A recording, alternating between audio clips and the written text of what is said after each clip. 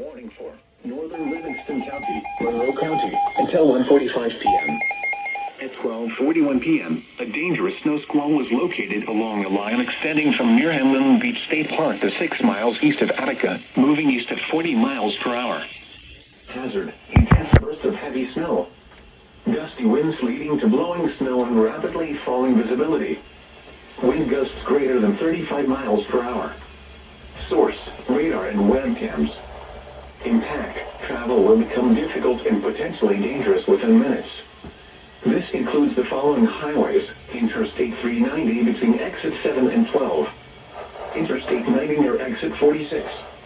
Locations impacted include Rochester, Greece, Irondequoit, Chilai, Brockport, Geneseo, East Rochester, Hilton, Webster, and Brighton.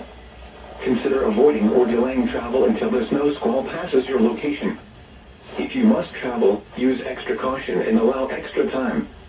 Rapid changes in visibility and slick road conditions may lead to accidents. If traveling on a highway, find the nearest exit or rest area and park safely away from traffic. Allow snow squalls to pass before attempting to resume travel.